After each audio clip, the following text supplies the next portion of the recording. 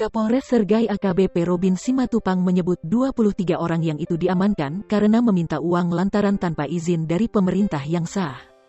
Hal ini meresahkan masyarakat dan pelaku usaha di Sergai.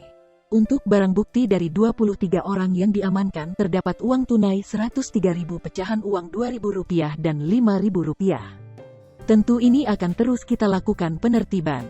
Karena ini meresahkan dan ini tidak boleh terjadi.